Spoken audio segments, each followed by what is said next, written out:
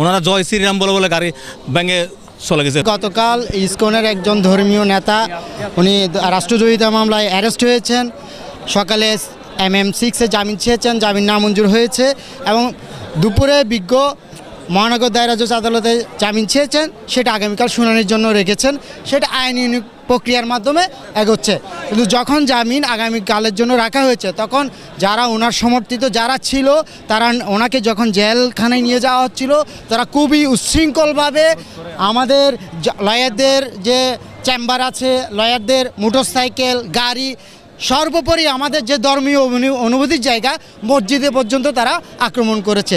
এর ঘটনা আমরা তীব্র নিন্দা ও প্রতিবাদ জানাচ্ছি এবং যারা এই সাম্প্রদায়িক উস্কানি দেওয়ার জন্য অপচেষ্টা করছে, বাংলাদেশ সাম্প্রদায়িক সম্প্রীতির দেশ, সেটা আমরা সকলে মিলে ঐক্যবদ্ধভাবে প্রতিরোধ গড়ে তুলব। আসলে অতীতে তো আমরা আইনজীবী হিসেবে আমরা দেখি যে আমাদের আইনজীবীর অভিজ্ঞতায় বলে বিভিন্ন ধরনের রাজনীতির বড় বড় নেতা, এর চেয়ে অনেক বড় নেতাকে আমরা অ্যারেস্ট হতে দেখেছি এবং তাকে আইনি প্রক্রিয়ার মাধ্যমে জামিন হতে দেখেছি। মামলায় শুনানি হওয়ার পরে যে সমস্ত প্রসিডিউরগুলো আদালত নির্দিষ্ট করা আছে সেই সমস্ত প্রসিডিউর ফলো করে জেল হাজতে গেলে জেল হাজত, জামিন হলে জামিন। কিন্তু একজন ধর্মীয় নেতা, আমি শুনেছি ধর্মীয় নেতা দাবিদার, তাকে অ্যারেস্ট করার পরে তাকে বিজ্ঞ আদালতে নিয়ে আসছেন, বিজ্ঞ আদালত জামিন নামঞ্জুর করেছেন। কিন্তু জামিন নামঞ্জুর করার পরে তাকে যখন জেল হাজতে প্রেরণ করা হচ্ছে, প্রিজন ভ্যানে তোলার পরে সেই প্রিজন ভ্যান সেখান থেকে সরাতে দিচ্ছে না।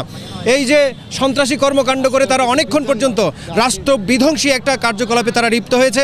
তারা সামনে ওই প্রিজন ভ্যানের সামনে তারা কিছু ওই মালখানার গাড়ি তারা সেখানে টেনে হিঁচড়ে গাড়ির সামনে রেখেছে এবং আমরা দেখছি যে সকাল থেকেই এখানে কিছু মানুষ মানে তাদের কিছু লোকজন প্রিজন ভ্যানের উপরে নাচানাচি করছে, পুলিশের গাড়ির উপরে নাচানাচি করছে। আমাদের আইনজীবীদের গাড়ি, জজ সাহেবদের গাড়ি, রাষ্ট্রীয় সম্পদ তারা ভাঙচুর করেছে। আমাদের আইনজীবীদের যে এখানে ভবন, সেই ভবনগুলো ভাঙচুর করেছে। আমাদের সরকারি বেশ কিছু স্থাপনা তারা নষ্ট করেছে। এটা কখনো দেখি না। মোরওভার সবচেয়ে যে দুঃখজনক বিষয় যে এটি একটি মুসলিম প্রধান দেশ, সেই মুসলিম প্রধান দেশের আমাদের এখানে একটা মসজিদ আছে, সেই মসজিদে তারা ভাঙচুর করেছে। এ জাতীয় ঘটনা আমরা কখনোই দেখি নাই। আমরা এ জাতীয় ঘটনার তীব্র প্রতিবাদ জানাচ্ছি, নিন্দা জানাচ্ছি এবং আমরা আশা করছি যে অতি সত্বর সংশ্লিষ্ট যারা এই সমস্ত কর্মকাণ্ডগুলো করেছে তাদের বিরুদ্ধে আইনগত ব্যবস্থা নেওয়া হোক এবং সেটাই আমাদের দাবি। প্রথমত এই ধরনের ন্যাক্কারজনক যে ফ্যাসিস্ট সরকারের যেই ক্রোনোলজিক্যাল যে কাজ, এই কাজের ধিক্কার জানাই। এখানে সকাল থেকে শান্তিপূর্ণভাবে তারা তাদের নেতা আসছে, নেতার জন্য যা ইচ্ছা তা করবে। বিগত সরকারের আমলে আমরা দেখেছি আমাদের কেন্দ্রীয় পর্যায়ের স্থায়ী কমিটির সদস্য আমির খসরু মাহমুদ থেকে শুরু করে কাউকে যদি এখানে আনে, মাওলানা মামুনুল হক থেকে শুরু করে অনেকেই বড় বড় নেতাদের এখানে আনা হয়েছে, কিন্তু তাদের জন্য দেখা হয়েছে এক ধরনের প্রোটেকশন ব্যবস্থা। কিন্তু আজকে দেখা যাচ্ছে বাংলাদেশের এই অবস্থায় এসে 2000 অগাস্টের পরে 24-এর এই স্বাধীন দেশে আজকের যে প্রোটেকশন স্বাধীন ব্যবস্থায় দেখলাম, আমরা হতাশ। আমরা এর তীব্র নিন্দা ও প্রতিবাদ জানাচ্ছি। আমরা এই প্রশাসনের নীরবতাকে তীব্র প্রতিবাদ জানাচ্ছি এবং তাদের কাছ থেকে বিচার চাই। আর আমাদের যারা আইনজীবীদেরকে আহত করেছে এবং আমাদের মসজিদকে হামলা করেছে বিনা প্ররোচনায় নামাজরত অবস্থায় মুসল্লিদেরকে যারা হামলা করেছে তাদের গ্রেপ্তারের জন্য, তাদের বিচারের আওতায় আনার জন্য আমাদের আইনজীবী সমিতি সহ সকলের পক্ষ থেকে যা যা করণীয় আমরা করব।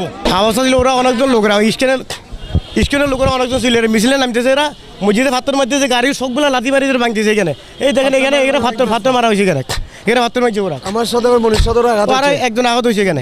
আমি রেজিস্ট্রি অফিস থেকে আসছি, আমার গাড়ি ভাঙিয়ে ফেলতে বলছে। আমি রেজিস্ট্রি আসার পর থেকে গাড়ি ভাঙতেছে, ওদেরকে বারণ করতেছে এটা আমার গাড়ি, এটা আমার অফিস, আমার গাড়ি এখানে আছে। ওনারা জয় শ্রীরাম বলে বলে গাড়ি ভেঙে চলে গেছে পুলিশ। তারপর পুলিশ আমার গাড়ি উদ্ধার করে তারপর ওইখান থেকে সরাইছি আমি।